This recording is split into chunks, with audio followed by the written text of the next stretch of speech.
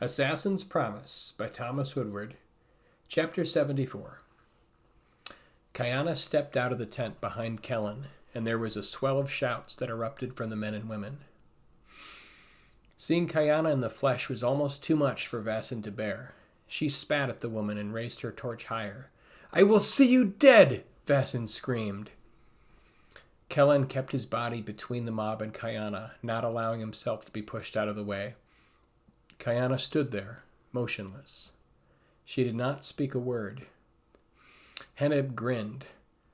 "Let me kill her here and now, doll, and I will make sure it's nice and pretty when she bleeds all over the ground." Staggering forward, Henneb raised a heavy-bladed axe, pointing it directly at Kayana menacingly. In a low whisper, he continued, "Now I get to kill you for what you did to Stringham." Greasy hair matted to his scalp, Henneb rocked on his heels in anticipation. Vaesen nodded then. "I say we let the girls fight, Henneb. And if we don't like the outcome, we just kill her ourselves." She smiled to herself then. "This is all just a charade anyway. Before the dawn, I will see you dead.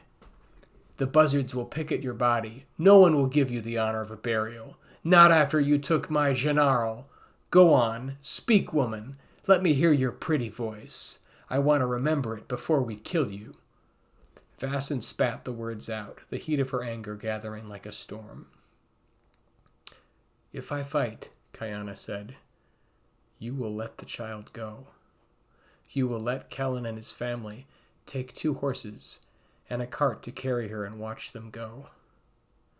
We will give them a full hour to ride before I fight one of you. These are my terms." Kayana's voice was calm but unflinching. "If you do this, I will willingly lay down my weapon and fight the man or woman you choose unarmed. If you do not agree to these terms, I will kill many of you before I fall. I do not lie." Kayana's words reverberated through the throng of angry people. There was a stillness that followed. Kellen could see she meant her words completely. He could see the crew members weighing the chance of being cut down by a much more dangerous-looking woman than they had expected against the chance to cut her down weaponless. Kayana stood there, waiting, expectant, unmoving. Kellen wasted no time. "Irna, get the children and go into our wagon.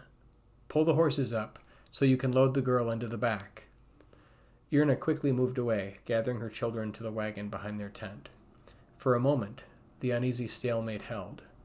A moment more. Kayana eyed each of those closest to them in turn, hefting the blade in one arm, daring them to break the spell. "You coward!" Dolaran bellowed. Grabbing the wicked axe from Henneb, he sunk the blade deep into Kellen's back. Kellen lurched for a moment, standing there in sudden shock, no more than a bubble of blood coming from his lips. His eyes went wide as his wife screamed. Kellen sank to his knees, unfeeling of the world around him anymore. There was an odd quiet that fell. He could see people moving, the faces of his wife, his children, but there was no sound. He struggled to breathe. A labored breath racked him as blood spilled more freely from his lips. He knew he mustn't fall. He had to keep himself up. He didn't know why. Thinking anything became difficult. Air! His lungs tried to force air through, but he couldn't make them work.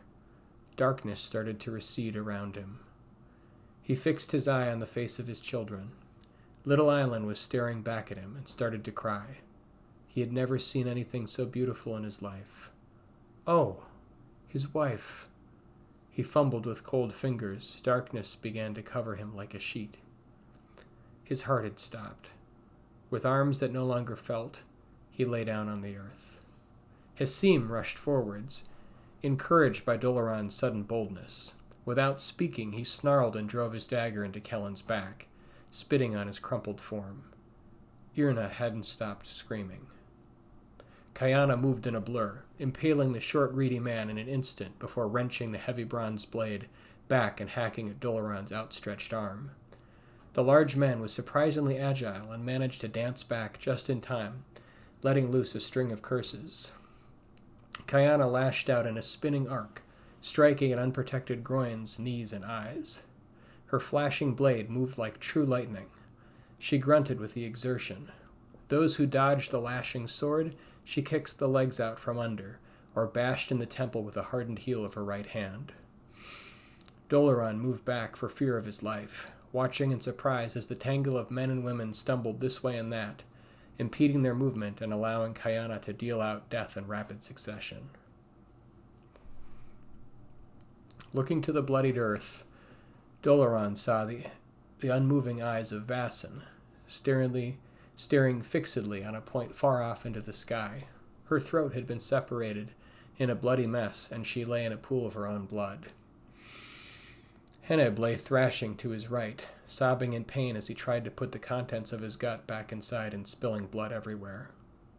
The young woman who had struck them down had a predatory look to her. Her features were spattered in blood, and she breathed heavily from the exertion. He realized that she stalked him now, slowly circling him. Her blade dripped wetly onto the muddied ground. Several of the others had fled once the killing had started in earnest. Arn lay among some of the others, his arm twisted at an impossible angle, the side of his head smashed in at the temple. He didn't move. "You're a devil. No one should still be alive after what you went through. You should have been weak, like the other one. You were supposed to die." Dolaron's face had taken on an ashen look. He blustered, but Kayana no longer listened. She stalked him warily, for he had a dangerous speed and was cunning. She would not take her eyes from him until one of them lay dead. Moving forward in small steps, she made sure her balance was solid. Losing her feet from under her would guarantee a swift death. There would be no reprieve with this one. But looking into his eyes, she had known that from the beginning. This one would play with his prey. This one would torture his victims. This one would revel in the cries of pain and suffering from others. Warily, she followed him. He still blubbered on, no doubt hoping to trick her into lowering her guard. She could feel the stinking fear in the air. The sour smell of sweat filled her nostrils. The others had fled, but she must not forget them. She could not let this man pull her away too far from Irna and Millie. The others may fear her, but they would seek vengeance against those who could not defend themselves. She moved like a panther, stalking, slipping from one stance to another, as quickly as breathing. Her right arm blazed, but she ignored it as best she could. She must make her stand now, while her strength remained. "Do not think you can face me in your condition. Your arm, it must be burning in pain. If you leave, I will let you live." Dolaron continued walking backwards, trying to keep one eye on his adversary, and another darting looks behind him to assure his footing. He was backing up to the canyon ridge. There would be more cover there, but the terrain would become treacherous. "Why do you not see reason? Woman, I told you I would let you go." His words seemed to have no effect. She did not appear to even hear him. He felt an oily fear begin in his belly, lurching up through him like a living thing. He could stop her. No. She will kill you. She will not listen, no matter what you say. His mind's frantically spun, trying to work on an escape route. He barely kept the fear in check. "Why won't you leave me? Get back! I will kill you with his axe if you do not." Dolaron stumbled, but caught himself. He could feel the cold shivers of fear take him. His thoughts flew from him in a jumble. She will kill you, and she will wear that horrible deadened expression on her face. It will be the last thing you see. In a cold sweat, he tried to banish the thoughts from his mind. She moved closer, each step silent and sure. "Back, I say! Get away from me!" Dolaron screamed. It had no effect. Dolaron's foot caught again as he backed up the rocky slope. In frenzied fear, he steadied himself, even as the silent woman hovered above him like a specter. His eyes bulged as he saw her move slowly, with careful efficiency. Her face betrayed no emotion. It was like staring into the face of a mannequin. He could see her draw the heavy blade back, watching the movements as if they were happening to another person. He didn't fully register it until he felt the blood pool before it began running down his leg. The pain sliced through him like a sharp gout of fire. His eyes watered and he stumbled back, the leg no longer keeping his weight upright. Dolaran madly slashed the axe in front of him, desperate to keep her back.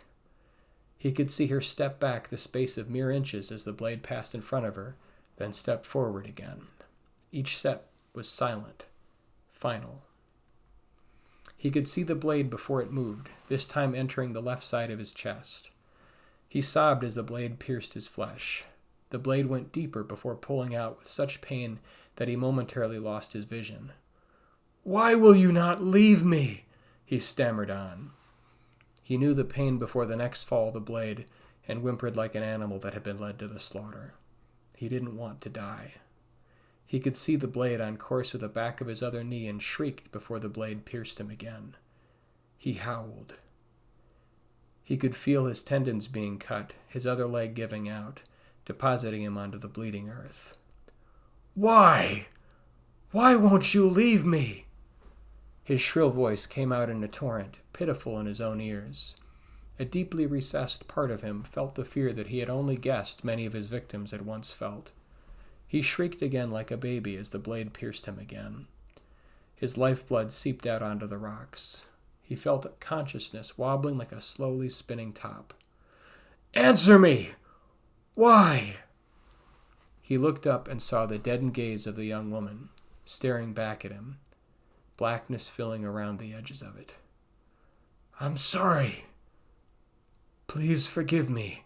I didn't mean to kill them. I only meant..." His voice rasped as he tried to draw breath again. With eyes that only saw gray, he could see the blade moving slowly, as if through glass. He saw it enter him again. He felt nothing but a jerk. Looking up, he saw the face, waiting, expectant, unmoving. Kayana watched the large man die before her, his life seeping away below him. She watched him for a moment longer, then slowly turned and hurried her pace down the canyon ridge towards the tents.